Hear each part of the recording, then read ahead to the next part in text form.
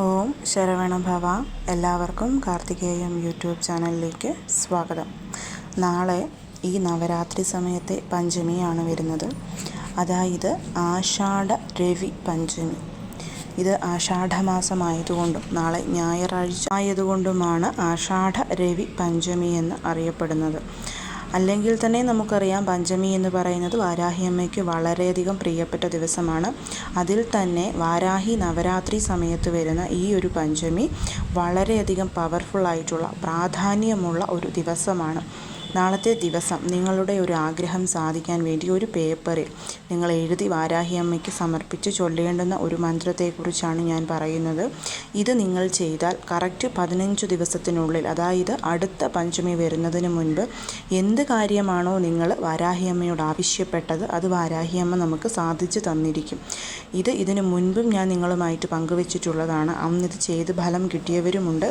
അതുകൊണ്ട് തന്നെ തീർച്ചയായിട്ടും മറക്കാതെ എല്ലാവരും ഇത് ചെയ്യണം.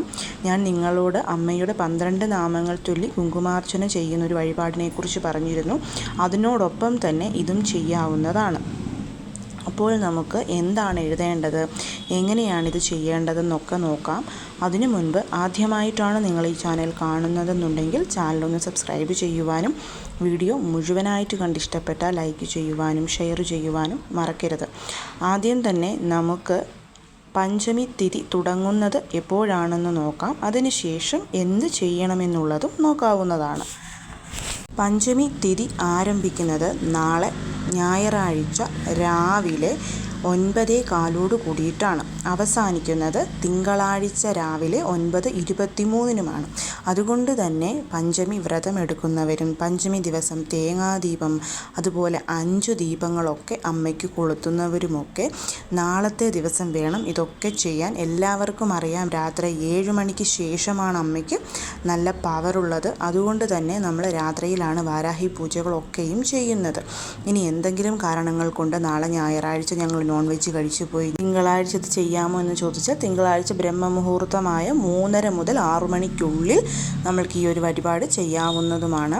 പിന്നെ എപ്പോഴും ഞാൻ പറഞ്ഞ ദീപങ്ങളൊക്കെ കൊളുത്തുന്നവരാണെന്നുണ്ടെങ്കിൽ അതൊക്കെ ഇതിനോടൊപ്പം ചെയ്യാവുന്നതാണ്. തുടർച്ചയായിട്ട് ചെയ്തു വരുന്നവരുണ്ടെന്നുണ്ടെങ്കിൽ ഇതൊക്കെ നിങ്ങൾക്ക് കണ്ടിന്യൂ ചെയ്ത് പോരാവുന്നതുമാണ്. ഈ ഒരു പൂജയുടെ കൂടെ തന്നെ അത് ചെയ്തു എന്നും പറഞ്ഞ് യാതൊരു വിധത്തിലുമുള്ള തെറ്റുകളുമില്ല. അപ്പോൾ നമുക്ക് എന്താണ് ചെയ്യേണ്ടതെന്ന് ആദ്യം തന്നെ നോക്കാം.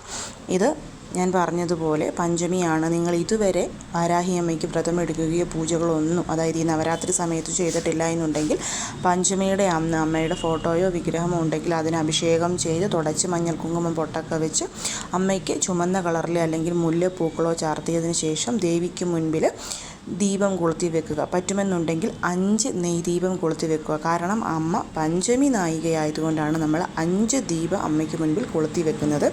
അങ്ങനെ 5 ദീപങ്ങൾ കൊളുത്തി വെച്ചതിന് ശേഷം ഇനിയിപ്പം 5 ദീപങ്ങൾ കൊളുത്താൻ പറ്റില്ലാത്തവർക്ക് ഒരേ ഒരു ദീപം കൊളുത്തിയാലും മതി. ഞാൻ 5 ദീപങ്ങൾ എന്ന് പറഞ്ഞു എന്നേ ഉള്ളൂ. ഫോട്ടോയും വിഗ്രഹവും ഒന്നുമില്ലാത്തവർ ഒരു ദീപം കൊളുത്തി വെച്ച് അതിനെ ദേവിയായിട്ട് കണ്ട് പൂജിക്കാവുന്നതാണ്. പിന്നെ കഴിഞ്ഞ പ്രാവശ്യം കുറേ പേര് എന്നോട് ചോദിച്ചു, ഞങ്ങൾ നോൺ വെജ് കഴിച്ചു കുളിച്ചിട്ട് ചെയ്തോട്ടെ എന്നുള്ളത്.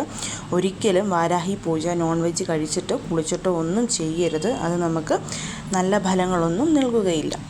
അങ്ങനെ ചെയ്തതിന് ശേഷം അമ്മയ്ക്കുള്ള നിവേദ്യങ്ങളും നമ്മൾ തന്നെ റെഡിയാക്കി വെക്കണം. അതായത് മധുരക്കിഴങ്ങ്, ക്യാരറ്റ്, ബീട്രൂട്ട്. മധുരക്കിഴങ്ങ് നമുക്ക് പുഴുങ്ങി വെക്കാം. ക്യാരറ്റ്, ബീട്രൂട്ട്, ഉരുളക്കിഴങ്ങ് പോലുള്ള നന്നായിട്ട് വൃത്തിക്ക് കഴുകി പച്ചയ്ക്ക് തന്നെ അമ്മയുടെ മുൻപിൽ വെക്കാവുന്നതാണ്.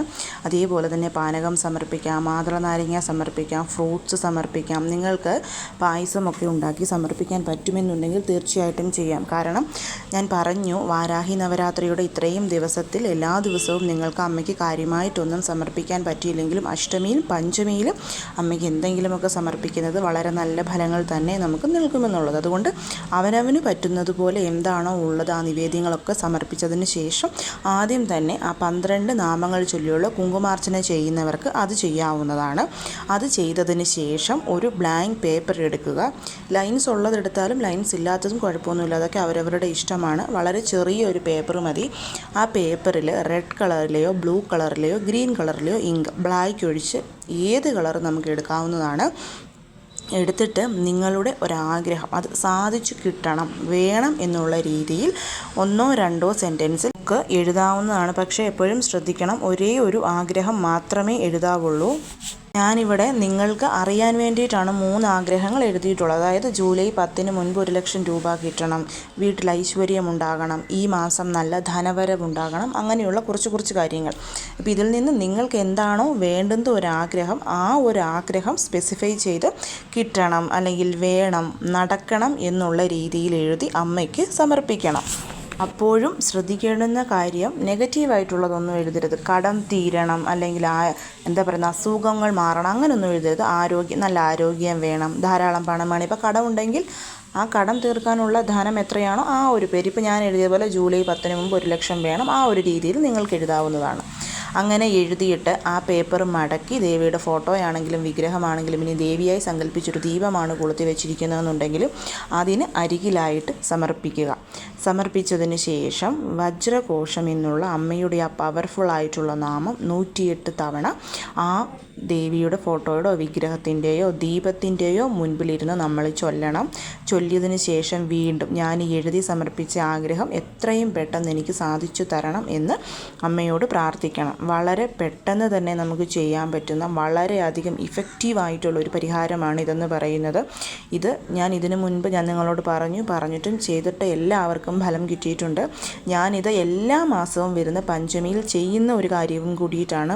ഞാൻ എന്തൊക്കെ എഴുതി സമർപ്പിച്ചിട്ടുണ്ടോ ആ കാര്യങ്ങളൊക്കെ ഇന്ന് വരെ, അതായത് അടുത്ത വെളുത്തപക്ഷ പഞ്ചമി വരുന്നതിന് മുൻപായിട്ട് ദേവി എനിക്ക് സാധിച്ചു തന്നിട്ടുമുണ്ട്. അതുകൊണ്ട് എനിക്ക് അത്ര ഉറപ്പുള്ളൊരു കാര്യമാണ് നിങ്ങളിലോട്ട് ഞാൻ ഈ പങ്കുവയ്ക്കുന്നത്. അപ്പോൾ അത് ചെയ്യുക. അതിനുശേഷം ആ ഒരു പേപ്പർ അവിടെ ഇരുന്നോട്ടെ. എപ്പോഴാണോ നിങ്ങളുടെ ആഗ്രഹം ദേവി നിങ്ങൾക്ക് സാധിച്ചു തരുന്നത്, അതിപ്പോൾ 2 ദിവസങ്ങൾക്ക് ശേഷമോ 3 ദിവസങ്ങൾക്ക് ശേഷമോ എപ്പോഴാണെങ്കിലും എത്ര നാൾ എടുത്താലും ആ ഒരു പേപ്പർ എന്ന് പറയുന്നത് അമ്മയുടെ ആ ഫോട്ടോയുടെയോ വിഗ്രഹത്തിൻ്റെയോ അടുത്ത് തന്നെ നിങ്ങൾ സൂക്ഷിച്ച് വെച്ചിരിക്കണം. ആ കാര്യം കൂടി ശ്രദ്ധിക്കണം. ആഗ്രഹം സാധിച്ച് കിട്ടിയതിന് ശേഷം നിങ്ങൾ ആ ഒരു പേപ്പർ എടുത്ത് വീടിനടുത്ത് ഉള്ള ദേവീ ക്ഷേത്രത്തിലെ ഭണ്ഡാരപ്പെട്ടിയിൽ കൊണ്ടുപോയിടാം. പഞ്ചമി ദേവിയുടെ ക്ഷേത്രത്തിൽ നിങ്ങൾ പോകുന്നുണ്ട്, അതായത് വാരാഹിയമ്മയുടെ ക്ഷേത്രത്തിൽ പോകുന്നവരാണെന്നുണ്ടെങ്കിൽ അവിടെ സമർപ്പിക്കാം. അങ്ങനെ അല്ല എന്നുണ്ടെങ്കിൽ അടുത്തുള്ള ദേവീക്ഷേത്രം, വീടിനടുത്തുള്ള ദേവീക്ഷേത്രം ഏതാണെങ്കിലും അവിടെ കൊണ്ടുപോയി അവിടുത്തെ ഭണ്ഡാരപ്പെട്ടിയിൽ ഈ ഒരു പേപ്പർ ഇട്ട് അമ്മയോട് നന്ദിയും പറഞ്ഞിട്ട് നിങ്ങൾക്ക് തിരിച്ചു വരാവുന്നതാണ്. ഇത് ഈ പഞ്ചമിയിൽ മാത്രമല്ല, എല്ലാ പഞ്ചമിയും. അപ്പം ശ്രദ്ധിക്കണം, കറുത്തപക്ഷ പഞ്ചമിയും നമ്മളിത് ചെയ്യരുത്. അതായത് പൗർണമി കഴിഞ്ഞു വരുന്ന പഞ്ചമിയും നമ്മളിത് ചെയ്യരുത്. വെളുത്തപക്ഷ പഞ്ചമിയിൽ, കറുത്തവാവ് കഴിഞ്ഞു വരുന്ന പഞ്ചമികളിൽ നമുക്ക് ഈ കാര്യം ചെയ്യാവുന്നതാണ്. ഇന്ന് വരെ ചെയ്യാത്തവർക്ക് ഇത് തുടങ്ങി വെക്കാൻ പറ്റിയ ഏറ്റവും നല്ല പഞ്ചമിയാണ് ഈ വാരാഹി നവരാത്രി സമയത്ത് വരുന്ന ഈ ഒരു പഞ്ചമി എന്ന് പറയുന്നത്. അപ്പോൾ കഴിവതും എല്ലാവരും ഇത് ചെയ്യണം. ഞാൻ പറഞ്ഞതുപോലെ നോൺ വെജ് കഴിച്ചിട്ടോ പീരിയഡ്സോ പുലവാലായ്മയോ ഉള്ളപ്പോഴോ ഇത് ചെയ്യരുത്. അല്ലാത്തപ്പോൾ എപ്പോൾ വേണമെങ്കിലും നിങ്ങൾക്കിത് ചെയ്യാവുന്നതാണ്. തീർച്ചയായിട്ടും നല്ല ഫലങ്ങൾ തന്നെ നിങ്ങളെ തേടി വരും. എല്ലാവരെയും മുരുകൻ അനുഗ്രഹിക്കട്ടെ. ഓം ശരവണഭവ.